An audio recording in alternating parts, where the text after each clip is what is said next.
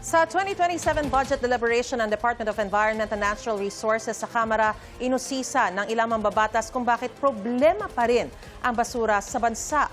Gaya ng tumambad sa Metro Manila kamakailan ng manalasang hanging habagat. Narito po ang aking unang balita. Sa sunod-sunod na pananalasa ng habagat kamakailan, muling lumutang ang malaki nating problema sa basura. Kaya isa ito sa inusisa ng ilang mambabatas sa pagdinig sa hinihinging 28 billion peso budget ng Department of Environment and Natural Resources para sa taong 2027. Tanong nila bakit tila di na ipatutupad ang Ecological Solid Waste Management Act kahit may National Solid Waste Management Commission at Local Solid Waste Management Plan.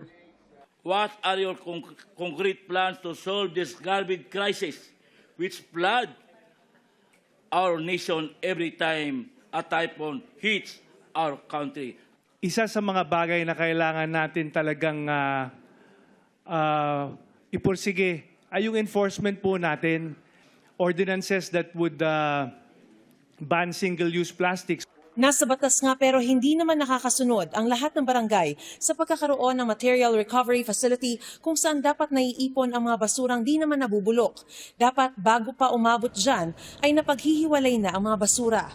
Base sa Republic Act No. 9152 o National Environmental Awareness and Education Act, itinataguyod ang pagpapalaganap ng kaalaman at kamalayan sa pangangalaga ng kapaligiran.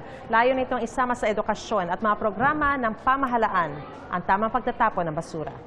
May 92% naman ang compliance sa solid waste management pero bakit tuloy pa rin ang pagbaha? That 92% compliance was pertaining to submission of solid waste management plans, Mr. Chair. So, meron pong provision under RA 9003 which requires all the local government units to submit 10-year solid waste management plans. Hamon pa rin ang pagpapatupad sa mga plano. Ang dapat pong napupunta sa ating mga sanitary landfills ay residual waste lang po.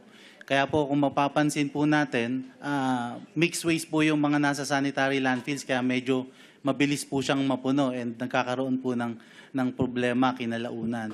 Napunatuloy na walang silbi ang pagtuturo sa mga tao na mag-segregate kung walang maayos na sistema o partner na mangongolekta at hahanap ng gagamit sa mga recyclables. Bago mag-adjourn, inaprubahan sa committee level ang proposed na mahigit 28 billion pesos bukod pa sa karagdagang 556 million na hiling na budget ng DENR. Ito ang unang balita. Mariz Umali, GMA News.